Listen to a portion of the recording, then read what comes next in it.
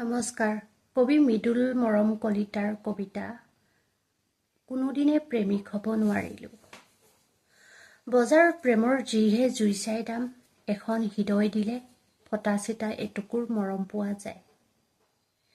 এনেকৈনো কোনোবা প্ৰেমিক হ'ব পাৰেনে? দিনত দুজনীকৈ প্ৰেয়সী সলনি কৰা প্ৰেমিকবোৰৰ হৃদয়ৰ মূল্য চাগে বেছি নে সিহঁতৰ মৰমবোৰ ব্ৰেণ্ডেড কোৱালিটিৰ।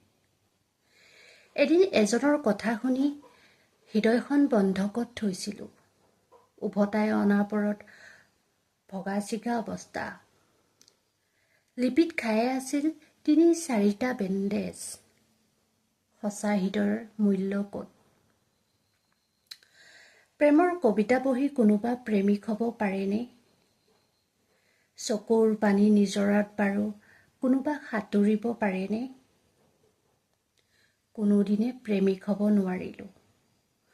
উদং মোৰ প্ৰেমৰ খৰিকা যায়, ভাল পাওঁ বুলি ক'বলৈ কোনো নাই।